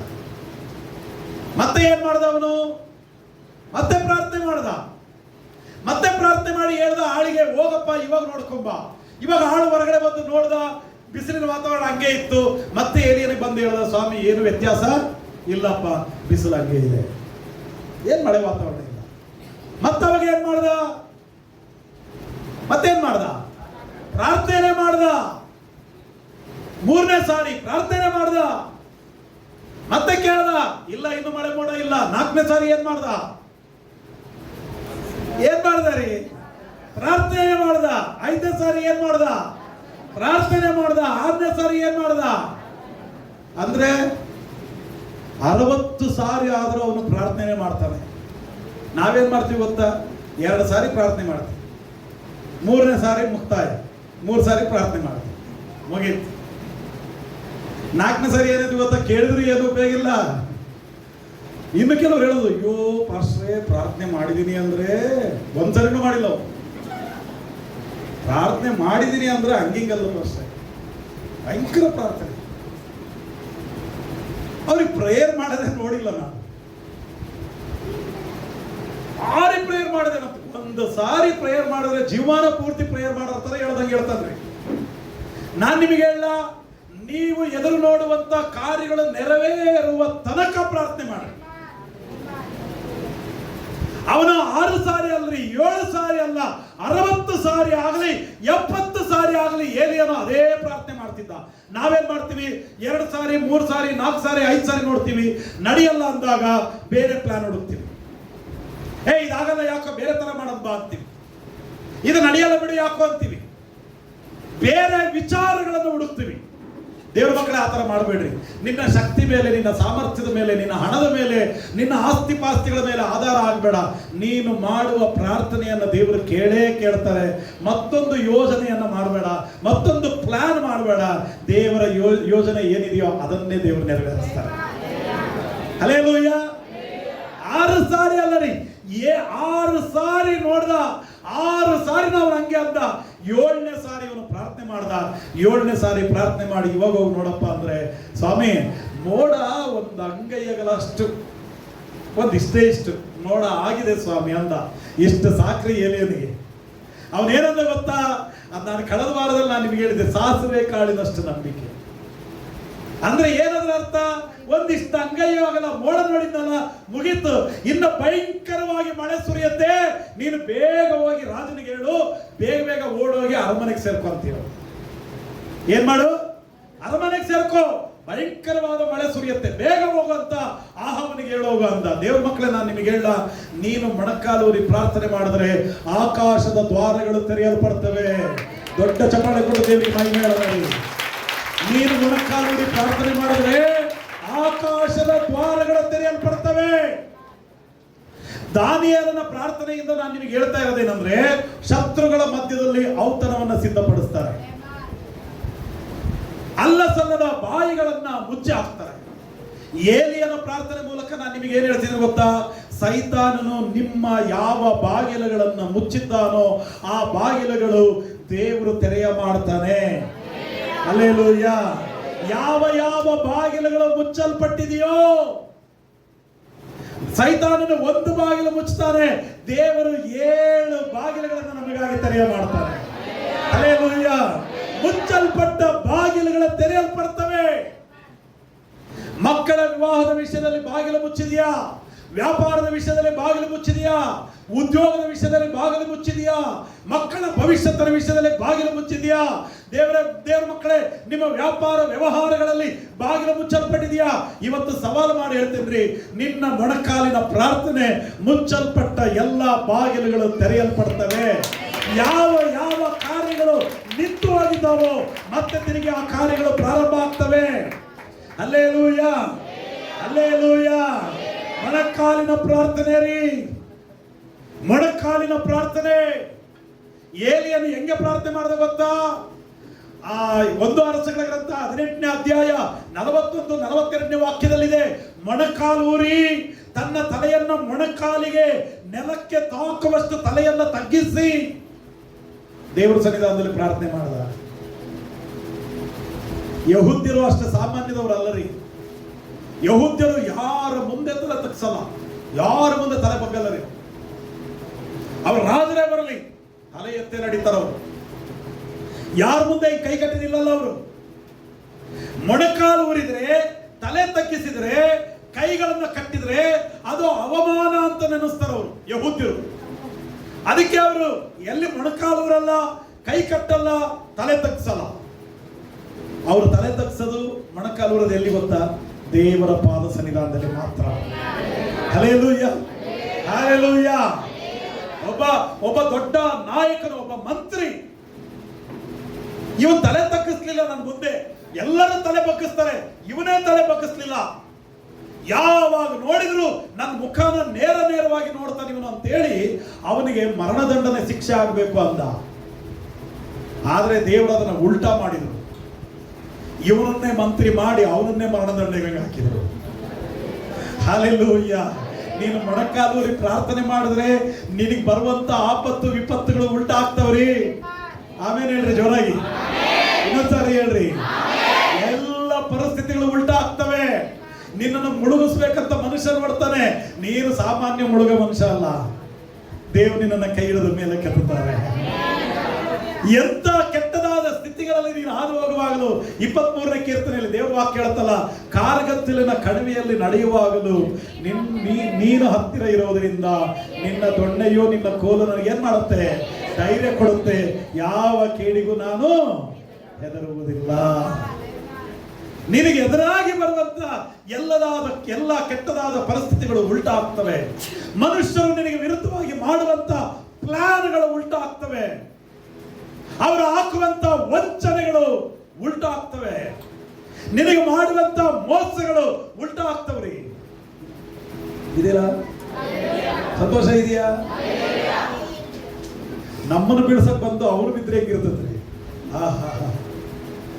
ನಮ್ಮನ್ನು ಬಿಡಿಸಕ್ ಬಂದು ಅವ್ರು ಬಿದ್ರೆ ಹೆಂಗಿರುತ್ತೆ? ಇದೀರಾ?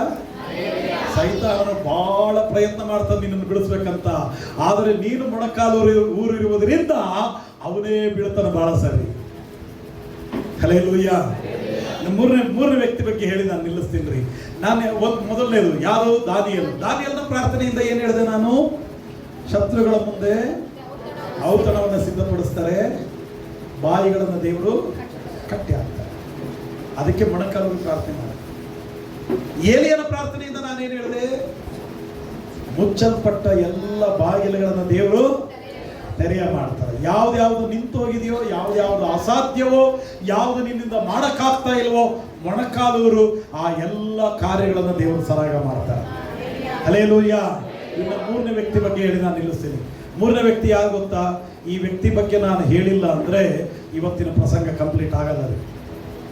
ಇವತ್ತಲ್ಲ, ನಾನು ಯಾವತ್ತು ಪ್ರಸಂಗ ಮಾಡಿದ್ರು, ಯಾರೇ ಪ್ರಸಂಗ ಮಾಡಿದ್ರು, ಆ ವ್ಯಕ್ತಿ ಬಗ್ಗೆ ಹೇಳದೆ ಹೋದ್ರೆ ಅವರ ಸಂದೇಶ ಕಂಪ್ಲೀಟ್ ಆಗಲ್ಲ. ಯಾರ ವ್ಯಕ್ತಿ? ಸಾಕ್ಷಾತ್ ಯೇಸು ಕ್ರಿಸ್ತನಲ್ಲಿ. Hallelujah, hallelujah. ಬಹಳ ಜನರು ತುಂಬಾ ಕಥೆಗಳು ಹೇಳಿ ನಿಲ್ಲಿಸ್ಬಿಡ್ತಾರೆ. ಆದ್ರೆ ಯೇಸು ಸ್ವಾಮಿ ಬಗ್ಗೆ ಏನ್ ಹೇಳಿದ್ರು ಅಂದ್ರೆ ಏನಿರಲ್ಲ ಅಲ್ಲಿ. ಯೇಸುವಿನ ಮರಣ ಪುನರುತ್ಥಾನವನ್ನ ಮಾತಾಡದೆ ನಿಲ್ಲಿಸುವ ಸಂದೇಶಗಳೇ ಅಲ್ಲ. ನಮ್ಮ ಸಂದೇಶಗಳೆಲ್ಲವೂ ಎಲ್ಲಿರ್ಬೇಕಪ್ಪ ಅಂದ್ರೆ ಯೇಸು ಕ್ರಿಸ್ತನ ಸುತ್ತಮುತ್ತ ಇರಬೇಕು. ಹಲ್ಲೆಲೂಯಾ. ಇಲ್ಲದಿದ್ರೆ ಸಂದೇಶ ಅಂತ ಹೆಂಗಾಗತ್ತದು? ಯಾವುದೋ ಸ್ಟೋರಿ ಏನೋ ನಡೆದ ಇತಿಹಾಸ ಹೇಳ್ತಿದ್ದಾರೆ ಇವರು ಅನ್ನಂಗಿರುತ್ತೆ. ಆದ್ರೆ ಯೇಸು ಸ್ವಾಮಿ ಇಲ್ಲದೆ ನಮ್ಮ ಪ್ರಸಂಗ ಕಂಪ್ಲೀಟ್ ಆಗಲ್ಲ. ಮೂರನೇ ವ್ಯಕ್ತಿ ಯೇಸು. ಮೂರನೇ ವ್ಯಕ್ತಿ ಯಾರು? ಯೇಸು. ಎಲ್ಲಿ ಮೊಣಕಾಲೂರಿ ಪ್ರಾರ್ಥನೆ ಮಾಡಿದ್ರು ಅವರು? ಗೆತ್ಸೆಮನೆಯ ತೋಟದಲ್ಲಿ 3 ಜನ ಶಿಷ್ಯರಿದ್ರು. ಅವ್ರಿಗೆ ಹೇಳಿದ್ರು, ಪಾಪ ನಮ್ಮ ಜೊತೆ ಹೋಗಿ ಪ್ರಾರ್ಥನೆ ಮಾಡೋದು ಬರ್ರಿ ಅವರು. ಆ 3 ಜನ ಶಿಷ್ಯರು ಎಲ್ಲಿ ಹೋದ್ರು ಯೇಸು ಸ್ವಾಮಿ ಜೊತೆಯಲ್ಲಿ. ಯಾರ್ಯಾರು ಅವರು? ಪೇತ್ರ, ಯೋಹಾನ, ಯಾಕೋಬ. ಈ 3 ಜನ. ಯೇಸು ಎಲ್ಲಿ ಹೋದ್ರು ಈ 3 ಜನರನ್ನ ಕರ್ಕೊಂಡು ಹೋಗ್ತಾ ಇದ್ರು. ಇವಾಗ ಪ್ರಾರ್ಥನೆ ಮಾಡಕ್ ಹೋಗುವಾಗ ಬರಪ್ಪ ಪ್ರಾರ್ಥನೆ ಮಾಡೋಣ ಅಂದ್ರು. ಸರಿ ಅಂತ ಹೇಳಿ ಇವ್ರು ಹೊರಟರು ಪ್ರಾರ್ಥನೆ ಮಾಡಕ್ಕೆ. ಪ್ರಾರ್ಥನೆ ಮಾಡ್ತಾ ಮಾಡ್ತಾ ಮಾಡ್ತಾ ಯೇಸು ಸ್ವಾಮಿ ಮೊಣಕಾಲೂರಿ ಪ್ರಾರ್ಥನೆ ಮಾಡ್ತಾ ಬೆವರಿನ ಜೊತೆಯಲ್ಲಿ ರಕ್ತದ ಹನಿಗಳು ಬಿದ್ದುವಂತೆ. ಅಷ್ಟು ಸಂಕಟದಿಂದ ಪ್ರಾರ್ಥನೆ ಮಾಡಿದ್ರು. ಪ್ರಾರ್ಥನೆ ಮಾಡಿ ಸ್ವಲ್ಪ ದೂರ ಬಂದು ನೋಡಿದ್ರೆ ಈ ಶಿಷ್ಯರು ಆರಾಮಾಗಿ ನಿದ್ದೆ ಮಾಡ್ತಿದ್ರು. ಏನ್ ಮಾಡ್ತಿದ್ರು? ನಾವೊಂದ್ಸರಿ ಹಿಂಗೆ ಮಾತಾಡ್ತಾ ಕೂತಿದ್ವಿ. ಪಾರ್ಶ್ವಗಳೆಲ್ಲ ಕೂತಿರುವಾಗ ಮಾತಾಡ್ತಾ ಕೂತಿದ್ವಿ. ಒಬ್ರು ಹೇಳಿದ್ರು, ಸರಿಯಾಗಿ ನಿದ್ದೆನೇ ಬರಲ್ಲ ಪಾಸ್ಟರ್ ನನಗೆ. ಯಾರು? ಅದಕ್ಕೆ ಇನ್ನೊಬ್ರು ಏನು ಉತ್ತರ ಹೇಳ್ತಾರೆ ಗೊತ್ತಾ? ಬೈಬಲ್ ಓದ್ರಿ ಪಾಸ್ಟರ್ ನಿದ್ದೆ ಬರ್ತೈತಿ ಅಂತಾರೆ. ಇದ್ಯಾ ಸೀಮೆಗಿನ ಉತ್ತರ ನನಗೆ ಅರ್ಥ ಆಗಿಲ್ಲ. ಏನಂತೆ? ಬೈಬಲ್ ಓದ್ರಿ ಪಾಸ್ಟರ್ ಜ್ಞಾನ ಬರುತ್ತೆ ಅಂತ ಚೆನ್ನಾಗಿರುತ್ತೆ. ಬೈಬಲ್ ಓದ್ರಿ ಪಾಸ್ಟರ್ ನಿದ್ದೆ ಬರುತ್ತೆ. ನಾನು ಹಂಗೆ ಬೈಬಲ್ ಓದ್ತಾ ಓದ್ತಾ ಓದ್ತಾ ಓದ್ತಾ ಹಂಗೆ ಮಲಗ್ಬಿಟ್ಟೆ. ಮಲಗಕ್ಕಾಗಿ ಬೈಬಲ್ ಓದ್ಬೇಡಪ್ಪ, ದೈವ ಜ್ಞಾನಕ್ಕಾಗಿ ಬೈಬಲ್ ಓದು. ನಿದ್ದೆ ಬರಲ್ಲ ಅಂತ ಬೈಬಲ್ ತಗೊಂಡು ತಲೆದ ಕೆಳಗೆ ಇಟ್ಕೊಳ್ಳೋದು ಇದೀರಾ? ಹಂಗೆ ಪ್ಲಾನ್ ಮಾಡೋರು ಯಾರಾದ್ರೂ ಇದ್ದೀರಾ? ಹಂಗೆ ಯಾರಾದರೂ ಮಾಡಿದ್ರೆ ಇವತ್ತೇ ನಿಲ್ಲಿಸ್ಬೇಕು. ನಿದ್ದೆ ಬರಲಿ ಅಪ್ಪ ಅಂತ ಮೊಣಕಾಲೂರಿ ಪ್ರಾರ್ಥನೆ ಮಾಡಿ ಮಲಗ್ರಿ, ಸುಖವಾದ ನಿದ್ರೆ ಬರುತ್ತೆ. ಎಲ್ಲ ಚಿಂತ ಭಾರವನ್ನು ದೇವ್ರ ಮೇಲೆ ಹಾಕ್ರಿ, ಆರಾಮ್ ನಿದ್ದೆ ಬರುತ್ತೆ. ನೀವು ಬೈಬಲ್ ತಗೊಂಡು ತಲೆದ ಕೆಳಗೆ ಇಟ್ಕೊಂಡು ಒಳ್ಳೆ ನಿದ್ದೆ ಬರಲಿ, ಬೈಬಲ್ ಏನು ತಲೆದಿಲ್ಲ. ಇನ್ನು ಕೆಲವರು ಏನಂದ್ರೆ ಏನಂತೀವಿ ಮಾಟ ಮಂತ್ರ, ದೆವ್ವದ ಕಾಟ, ಆಮೇಲೆ ರೋಗಗಳು ವ್ಯಾಧಿಗಳಿದ್ದಾಗ ಬೈಬಲ್ ತಗೊಂಡು ತಲೆದಿನ ಕೆಳಗೆ ಇಟ್ಕೊಂಡು ಮಲಗ್ರಿ, ಎಲ್ಲ ಗುಣ ಆಗ್ತತಿ. ಯಾರು ಹೇಳೋದು? ಪಾಸ್ಟ್ಗಳೇ. ಕೆಲವು ಪಾಸ್ಟ್ಗಳೇ ಹೇಳೋದ್ರಿ ಇದು. ತಲೆದಿನ ಕೆಳಗೆ ಇಟ್ಕೊಂಡು ಮಕ್ಕಳು ಎಲ್ಲ ಗುಣ ಆಗ್ತತಿ. ವಾಕ್ಯ ಅದರ ಶಕ್ತಿ ಐತಿ, ಅದರಲ್ಲೆಲ್ಲ ಶಕ್ತಿ ಇರೋದು. ಪುಸ್ತಕ ಕೇವಲ ಬರವಣಿಗೆ ಮಾತ್ರ. ನಿನ್ನ ಹೃದಯದಲ್ಲಿ ಇದೆಯಲ್ಲ ವಾಕ್ಯ, ಅದಕ್ಕೆ ಇರುವುದು ದೇವರ ಬಲ. ಹಲ್ಲೆಲೂಯಾ. ನಾನು ಹೇಳೋದು ಅರ್ಥ ಆಗ್ತಿದೆಯಾ? ಪುಸ್ತಕ ಯಾವತ್ತೂ ಕೂಡ ಬೈಬಲ್ನ ದಯವಿಟ್ಟು ತಲೆದಿನ ಕೆಳಗೆ ಇಟ್ಕೊಂಡು ಮಲಗಬೇಡ್ರಿ. ರೋಗ ಇದ್ರೆ ಪ್ರಾರ್ಥನೆ ಮಾಡ್ರಿ, ನಿದ್ರೆ ಬರಲ್ವಾ ಪ್ರಾರ್ಥನೆ ಮಾಡ್ರಿ, ಕಷ್ಟಗಳಿದೆಯಾ ಪ್ರಾರ್ಥನೆ ಮಾಡ್ರಿ, ನಿಮ್ಮ ಶರೀರದಲ್ಲಿ ವ್ಯಾಧಿಗಳಿದೆಯಾ ಪ್ರಾರ್ಥನೆ ಮಾಡ್ರಿ. ನಿಮ್ಮ ನಂಬಿಕೆಯ ಪ್ರಾರ್ಥನೆ ಎಲ್ಲ ರೋಗ ವ್ಯಾಧಿಗಳನ್ನ ಗುಣ ಮಾಡುತ್ತೆ. Hallelujah, hallelujah. ತಲೆದಿನ ಕೆಳಗೆ ಇಟ್ಕೊಳ್ಬೇಡ್ರಿ. ಇವ್ರು ಏನ್ ಮಾಡಿದ್ರು ಶಿಷ್ಯರು ಅಂದ್ರೆ ನಿದ್ದೆ ಮಾಡ್ತಾ ಇದ್ರು. ಅವಾಗ ಸ್ವಾಮಿ ಬಂದು ಏನ್ ಹೇಳಿದ್ರು ಅಂದ್ರೆ, ಏನ್ ಹೇಳಿದ್ರು? ಒಂದು ಗಳಿಗೆಯಾದರೂ ಎಚ್ಚರವಾಗಿದ್ದು ಪ್ರಾರ್ಥನೆ ಮಾಡಲಾರಿರ. ನಾವದನ್ನ ಹೆಂಗೆ ನಮ್ಮ ಟೈಮಿಗೆ ತಗೊಂಡ್ಬಿಟ್ಟಿವ್ರಿ. ನಾವು ಹಿಂಗ್ ಮೊಣಕಾಲೂರ ತಡೆ ಇಲ್ಲ, ಆಮೇನೊಂದು ಬರೋ ತಡೆ ಇಲ್ಲ. ಪ್ರೇಯರ್ ಮಾಡಿದ್ರೆ ಮಾಡಿದೆ. ಮಕ್ಕಳಿಗೆ ಕೇಳ್ರಿ, ನೀವು ಸ್ಕೂಲಿಗೆ ಹೋಗಿ ಪ್ರೇಯರ್ ಮಾಡಂದ್ರೆ ಅವು ಯಾವಾಗ ಪ್ರೇಯರ್ ಮಾಡಿರ್ತಾವ ಗೊತ್ತಿಲ್ಲ. ಮಾಡಿದೆ, ಮುಗಿಸಿದೆ, ಆಯ್ತು. ಎಷ್ಟು ಸೆಕೆಂಡ್ಗಳಲ್ಲಿ ಪ್ರಾರ್ಥನೆ ಮಾಡಕ್ಕೆ ಹೇಳಿಲ್ಲ ನಮಗೆ ದೇವರು. ನನ್ನ ಚೆನ್ನಾಗಿ ಕೇಳಿಸ್ಕೊಳ್ರಿ. ಅದರ ಅರ್ಥ ನಾನು ಹೇಳ್ತೀನಿ. ನಿನಗೆ ಎಷ್ಟು ಸಮಯ ಇದೆಯೋ ಅಷ್ಟು ಸಮಯ ದೇವರ ಸನ್ನಿಧಾನದಲ್ಲಿ ಪ್ರಾರ್ಥನೆಯಲ್ಲಿ ಕಳಿ. ಗಳಿಗೆ ಅಂದ್ರೆ ಸೆಕೆಂಡ್ಗೆ ಪ್ರೇಯರ್ ಮಾಡಿ ನಿಲ್ಲಿಸುವಂತ ಅಲ್ಲ. ಅದರ ಅರ್ಥ ನಿನಗೆ ಎಷ್ಟು ಸಮಯ ಇದೆಯೋ ಅಷ್ಟು ಪ್ರಾರ್ಥನೆ ಮಾಡ. ಯಾಕಪ್ಪ, ಒಂದು ಗಳಿಗೆನಾದ್ರೂ ಪ್ರಾರ್ಥನೆ ಮಾಡಕ್ ಆಗ್ಲಿಲ್ಲ ಅಂದ್ರು. ಯಾಕೆ ಸ್ವಾಮಿ ಅಷ್ಟು ನೋವಿನಿಂದ ಹೇಳ್ತಾರೆ ಗೊತ್ತಾ? ಅಲ್ಲಿ ಮತ್ತೆ ಮುಂದುವರೆದು ಒಂದು ವಾಕ್ಯ ಹೇಳುತ್ತೆ, ಶೋಧನೆಗೆ ಒಳಗಾಗದಂತೆ ಎಚ್ಚರವಾಗಿದ್ದು ಪ್ರಾರ್ಥನೆ ಮಾಡ್ರಿ. ಹಂಗಿದ್ರೆ ನಮ್ಮ ಮೊಣಕಾಲಿನ ಪ್ರಾರ್ಥನೆ ಏನ್ ಮಾಡುತ್ತೆ? ಎಲ್ಲಾ ಶೋಧನೆಗಳನ್ನ ಗೆಲ್ಲುವ ಶಕ್ತಿ ಕೊಡುತ್ತೆ. ಹಲ್ಲೆಲೂಯಾ. ನಿನಗೆ ಏನು ಶೋಧನೆಗಳಿದೆಯೋ, ಏನು ಕಷ್ಟಗಳಿದೆಯೋ, ಯಾವ ಸಂಕಟಗಳನ್ನ ದಾಟ್ತಾ ಇದೆಯೋ ಅದರಲ್ಲಿ ಜಯ ಹೊಂದುವುದು ನೀನು ನಿನ್ನ ಶಕ್ತಿಯಿಂದಲ್ಲ, ನಿನ್ನ ಸಾಮರ್ಥ್ಯದಿಂದಲ್ಲ, ನೀನು ಮಾಡುವ ಪ್ರಾರ್ಥನೆಯಿಂದ. Hallelujah, hallelujah. ಮೊಣಕಾಲೂರಿ ಪ್ರಾರ್ಥನೆ ಮಾಡಿ. ಯೇಸು ಸ್ವಾಮಿ ಮೊಣಕಾಲೂರಿದ್ರು. ಎಷ್ಟು ಭಾರವಾಗಿ ಪ್ರಾರ್ಥನೆ ಮಾಡಿದ್ರು ಅಂದ್ರೆ ಅಲ್ಲಿ ವಾಕ್ಯ ಹೇಳುತ್ತೆ, ಸ್ವಾಮಿ ನಿನ್ನಿಂದ ಸಾಧ್ಯವಾದರೆ ಈ ಪಾತ್ರೆಯನ್ನ ತೆಗೆದು ಹಾಕಪ್ಪ. ಅಂದ್ರೆ ಆ ಸ್ವಾಮಿ ಮಾಡಿದ ಪ್ರಾರ್ಥನೆ ಏನಂದ್ರೆ, ನಾಳೆ ನನ್ನ ಶರೀರಕ್ಕೆ ಮಳೆ ಹೊಡಿತಾರೆ, ನಾಳೆ ನನ್ನ ಶರೀರಕ್ಕೆ, ನನ್ನ ತಲೆಗೆ ಮುಳ್ಳಿನ ಕಿರೀಟ ಹಾಕ್ತಾರೆ, ನಾಳೆ ನನ್ನ ಮಾಂಸವು ಕಿತ್ತು ಬರುವ ಹಾಗೆ ಹೊಡಿತಾರೆ, ಭಯಂಕರವಾದ ಚಿತ್ರ ಹಿಂಸೆ ಅನುಭವಿಸಬೇಕು. ಸಾಧ್ಯವಾದರೆ ಇವತ್ತು ರಾತ್ರಿ ಈ ಕ್ಷಣದಲ್ಲೇ ನನ್ನ ಪ್ರಾಣ ತೆಗೆದು ಬಿಡಪ್ಪ. ನಿನ್ನ ಚಿತ್ತ ಇದ್ರೆ ಇವತ್ತೇ ನನ್ನ ಪ್ರಾಣ ಹೋಗಿಬಿಡ್ಲಿ. ಬಹಳ ನೋವಿನಿಂದ ಭಯಂಕರವಾದ ಶೋಧನೆಗಳ ಎದುರಿನಲ್ಲಿ ದೇವರ ಸನ್ನಿಧಾನದಲ್ಲಿ ಮಾಡಿದ ಪ್ರಾರ್ಥನೆ ಅದು. ದೇವರ ಮಕ್ಕಳ, ಯೇಸು ಸ್ವಾಮಿನೂ ಪ್ರಾರ್ಥನೆ ಮಾಡ್ಬೇಕೇನ್ರಿ? ದೇವರಾಗಿದ್ದು ದೇವರೇ ಪ್ರಾರ್ಥನೆ ಮಾಡಬೇಕಾ? ನನ್ನನ್ನು ಕೇಳಿಸ್ಕೊಳ್ರಿ. ಯೇಸು ಮಾಡಿದ ಪ್ರಾರ್ಥನೆ ನಮಗೆ ಮಾದರಿ. ಯೇಸು ಯಾಕೆ ಪ್ರಾರ್ಥನೆ ಮಾಡಿದ್ರು? ಮಾದರಿ ತೋರಿಸುವುದಕ್ಕಾಗಿ. ಯೇಸು ಯಾಕೆ ದೀಕ್ಷಾಸ್ನಾನ ತಗೊಂಡ್ರು? ಮಾದರಿ ತೋರಿಸುವುದಕ್ಕಾಗಿ. ಯೇಸು ಯಾಕೆ ಉಪದೇಶ ಮಾಡಿದ್ರು? ಮಾದರಿ ತೋರಿಸುವುದಕ್ಕಾಗಿ. ಆತನು ಪರಿಶುದ್ಧನಾಗಿ ಜೀವಿಸಿದ ಮಾದರಿ ತೋರಿಸುವುದಕ್ಕಾಗಿ. ಸಾಧ್ಯವಾದರೆ ಈ ಪಾತ್ರೆಯನ್ನ, ಈ ಪ್ರಾಣವನ್ನ ಈಗಲೇ ತೆಗೆದು ಬಿಡಪ್ಪ. ನಾಳೆ ಆ ಚಿತ್ರ ಹಿಂಸೆಯನ್ನ ನಾನು ಸಹಿಸಲಾರನೇನೋ, ನನ್ನ ಶರೀರಕ್ಕೆ ಅದನ್ನ ಸಹಿಸುವ ಬಲ ಇಲ್ಲವೇನೋ. ಸಾಧ್ಯವಾದರೆ ಪಾತ್ರೆ ತೆಗೆದಾಕಪ್ಪ. ದೇವರು ಕೇಳಿದ್ರ ಆ ಪ್ರಾರ್ಥನೆನ? ಕೇಳಲಿಲ್ಲ. ಶೋಧನೆ ತಪ್ಪಿಸಿದ್ರ? ತಪ್ಪಿಸಲಿಲ್ಲ. ಯೇಸು ಸ್ವಾಮಿ ಕಲ್ವಾರಿ ಶಿಲುಬೆಯಲ್ಲಿ ಪ್ರಾಣ ಕೊಟ್ಟರು. ಆತನು ಚಚ್ಚಲ್ಪಟ್ಟನು. ನನಗಾಗಿ ನಮಗಾಗಿ ಕಲ್ವಾರಿ ಶಿಲುಬೆಯಲ್ಲಿ ಆತನು ಜೀವ ಕೊಟ್ಟರು. ಮೂರನೇ ದಿವಸದಲ್ಲಿ ಆತನ ಮೃತ್ಯುಂಜಯನಾಗಿ ಆತನಿಗೆ ಎದ್ದು ಬಂದನು. ಎಲ್ಲ ಶೋಧನೆಗಳನ್ನು ಆತನು ಜಯಿಸಿದನು. ಹಲ್ಲೆಲೂಯಾ. ಶಿಲುಬೆಯ ಮೂಲಕವಾಗಿ, ಶಿಲುಬೆಯ ಮರಣದ ಮೂಲಕವಾಗಿ ಸೈತಾನನ ತಲೆಯನ್ನ ಜಜ್ಜಿದನು. ಯೇಸು ಸ್ವಾಮಿಗೆ ಬಂದಂತ ಎಲ್ಲ ಹೋರಾಟ, ಎಲ್ಲ ಸಮಸ್ಯೆ, ಎಲ್ಲ ಶೋಧನೆಗಳನ್ನ ಆತನು ಗೆದ್ದು ನಿಂತನು. ದೇವ್ರ ಮಕ್ಕಳೇ, ಕಡೆಯದಾಗಿ ನಾನು ನಿಮಗೆ ಹೇಳ, ಯಾಕೆ ಮೊಣಕಾಲಿನ ಪ್ರಾರ್ಥನೆ? ನಿನ್ನ ಎಲ್ಲ ಶೋಧನೆಗಳನ್ನ ಗೆಲ್ಲಬೇಕಾದ್ರೆ ನೀನು ಮೊಣಕಾಲು ಊರಬೇಕು.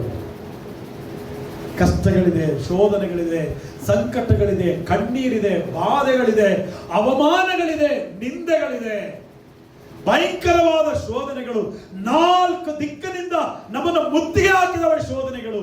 ಯಾವ ಕಾರ್ಯಕ್ಕೆ ಕೈ ಹಾಕಿದರೂ ಸಫಲತೆ ಆಗ್ತಾ ಇಲ್ಲ. ಭಯಂಕರವಾದ ಕಣ್ಣೀರಿನಲ್ಲಿ ಹೋಗ್ತಾ ಇದೆಯಾ ದೇವರ ಮಗನೇ, ದೇವರ ಮಗಳೇ? ನಿನ್ನ ಹೊಲದ ಬಿತ್ತನೆಯಲ್ಲಿ ಸರಿಯಾದ ಬೆಳೆ ಸಿಗ್ತಾ ಇಲ್ವಾ? ಆದಾಯಗಳು ಸರಿಯಾಗಿ ಆಗ್ತಾ ಇಲ್ವಾ? ಕೆಲಸಗಳು, ಉದ್ಯೋಗಗಳು ಸಿಗ್ತಾ ಇಲ್ವಾ? ಆದಾಯದ ಮೂಲ ಸಿಗ್ತಾ ಇಲ್ವಾ? ಸಾಲಗಳಿಂದ ಸಾಲಗಳನ್ನ ಎದುರಿಸ್ತಿದ್ಯಾ? ಕಷ್ಟಗಳಿಂದ ಕಷ್ಟಗಳನ್ನ ದಾಟ್ತಾ ಇದೆಯಾ? ನಾನಿವತ್ತು ನಿಮಗೆ ಒಂದು ಸೂತ್ರ ಹೇಳ್ತೀನಿ ರೀ, ಮೊಣಕಾಲಿನ ಪ್ರಾರ್ಥನೆ ಇವೆಲ್ಲವುಗಳಿಂದ ಬಿಡುಗಡೆ ಮಾಡಿ ನಡೆಸುತ್ತೆ. ಎಲ್ಲ ಶೋಧನೆಗಳಿಂದ ನಿಮ್ಮನ್ನು ತಪ್ಪಿಸಿ ಕಾಪಾಡುತ್ತೆ. Hallelujah, hallelujah. ಮೊಣಕಾಲೂರಿ ಪ್ರಾರ್ಥನೆ ಮಾಡ್ರಿ, ಜಯದಿಂದ ಜಯವನ್ನ ಕಾಣ್ತೀರಾ. Hallelujah, hallelujah. ನಾನು ನಿಲ್ಲಿಸ್ತೀನಿ ರೀ. 3 ವಿಷಯ ನಾನು ಹೇಳಿದ್ದೀನಿ. ದಾನಿಯೇಲನ ಪ್ರಾರ್ಥನೆಯಿಂದ ಏನು ಕಲ್ತಿದ್ದೀವಿ ನಾವು? ದಾನಿಯೇಲನ ಪ್ರಾರ್ಥನೆಯಿಂದ ಏನು ಕಲ್ತಿದ್ದೀವಿ? ಶತ್ರುಗಳ ಮುಂದೆ ಔತಣವನ್ನು ಸಿದ್ಧಪಡಿಸ್ತಾರೆ, ಎಲ್ಲರ ಬಾಯಿಗಳನ್ನ ಕಟ್ಟಿ ಹಾಕ್ತಾರೆ. ಏಲಿಯನ ಪ್ರಾರ್ಥನೆಯಿಂದ ಏನು ಕಲ್ತಿದ್ದೀವಿ? ಮುಚ್ಚಿರುವ ಎಲ್ಲಾ ಬಾಗಿಲುಗಳನ್ನ ದೇವರು ತೆರೆಯುವುದಕ್ಕೆ ಶಕ್ತನಾಗಿದ್ದಾನೆ. ನಿಂತಿರುವ ಎಲ್ಲಾ ಕಾರ್ಯಗಳನ್ನ ಅನುಗ್ರಹ ಮಾಡಲಿಕ್ಕೆ ನನ್ನ ದೇವರು ಶಕ್ತನಾಗಿದ್ದಾನೆ. 3ನೇ ಪ್ರಾರ್ಥನೆ, ಯೇಸು ಸ್ವಾಮಿ ಮಾಡಿದ ಪ್ರಾರ್ಥನೆಯಿಂದ ಏನು ಕಲ್ತಿದ್ದೀವಿ? ಎಲ್ಲಾ ಶೋಧನೆಗಳಲ್ಲಿ ನಾವು ಜಯವನ್ನು ಹೊಂದುತ್ತೇವೆ. ಹಲ್ಲೇಲೂಯಾ. ಎಲ್ಲ ತಡೆಗಳು ಮುರಿಯಲ್ಪಡುತ್ತವೆ. ಎಲ್ಲ ಪರಿಸ್ಥಿತಿಗಳನ್ನ ನಾವು ದಾಟಿ ಹೋಗ್ತೀವಿ, ಜಯದಿಂದ ಜಯವನ್ನು ಕಾಣ್ತೀವಿ. ನಾನು ಒಂದೇ ಮಾತು ಇಲ್ಲ, ನೀನು ಜಯ ಕಾಣಬೇಕಾ? ಮೊಣಕಾಲು. ನಿನ್ನ ಶತ್ರುಗಳ ಬಾಯಿಗಳು ಕಟ್ಟಲ್ಪಡಬೇಕಾ? ಮೊಣಕಾಲು. ಇಕ್ಕಟ್ಟುಗಳಿಂದ ಪಾರಾಗಬೇಕಾ? ಮೊಣಕಾಲು. ಆಕಾಶದ ದ್ವಾರಗಳ ತೆರೆಯಲ್ಪಡಬೇಕಾ? ಮೊಣಕಾಲು. ಮಕ್ಕಳ ಭವಿಷ್ಯತ್ತು ರೂಪಿಸಲ್ಪಡಬೇಕಾ? ಮೊಣಕಾಲು. ಎಲ್ಲ ಪರಿಹಾರಗಳು ನಿನಗೆ ಅನುಗ್ರಹಿಸಲ್ಪಡಬೇಕಾ? ಮೊಣಕಾಲು. ನಾನು ಅವಾಗಲೇ ಹೇಳಿದ್ನಲ್ಲ, ವಿಲಿಯಂ ಕೇರಿ ಹೇಳ್ತಾರೆ, ನೀನು ಮೊಣಕಾಲು ಊರಿದರೆ, ನಿನ್ನ ಮೊಣಕಾಲು ನೆಲಕ್ಕೆ ತಾಕಿದರೆ ನಿನ್ನ ಆತ್ಮಿಕತೆ ಆಕಾಶಕ್ಕೆ ಮುಟ್ಟುತ್ತೆ. ಬಿಲ್ಲಿಗ್ರಾಮ್ ಹೇಳ್ತಾರಲ್ಲ, ಎಲ್ಲ ಸಮಸ್ಯೆಗಳು ನಿನ್ನ ಮೊಣಕಾಲಿನ ಬಳಿಯಲ್ಲಿ ಪರಿಹಾರ ಇದೆ. ಮತ್ತೊಬ್ಬ ಭಕ್ತರು ಹೇಳ್ತಾರೆ, ನೀನು ಮೊಣಕಾಲೂರಿ ಪ್ರಾರ್ಥನೆ ಮಾಡಿದ್ರೆ ಸೈತಾನನು ನಲಗಿ ಹೋಗ್ತಾನೆ, ಸೈತಾನನು ಜಜ್ಜಲ್ಪಡ್ತಾನೆ. ಸಂತೋಷ ಇದೆಯಾ? 1-2-3 ಹೇಳ್ತೀರಾ? ಮೊಣಕಾಲೂರಿ ಪ್ರಾರ್ಥನೆ ಮಾಡ್ರಿ, ದೇವರು ಶೋಧನೆಯಿಂದ ಜಯ ಕೊಡ್ತಾರೆ. ಮೊಣಕಾಲೂರಿ ಪ್ರಾರ್ಥನೆ ಮಾಡ್ರಿ, ಶತ್ರುಗಳ ಬಾಯಿಯಿಂದ ದೇವರು ಮುಚ್ಚುತ್ತಾರೆ. ಮೊಣಕಾಲೂರಿ ಪ್ರಾರ್ಥನೆ ಮಾಡ್ರಿ, ಆಕಾಶದ ದ್ವಾರಗಳನ್ನ ತೆರೆಯ ಮಾಡ್ತಾರೆ. ಮೊಣಕಾಲೂರಿ ಪ್ರಾರ್ಥನೆ ಮಾಡ್ರಿ, ನಿಮ್ಮ ಜೀವನವನ್ನ ಅದ್ಭುತವಾಗಿ ರೂಪಿಸ್ತಾರೆ.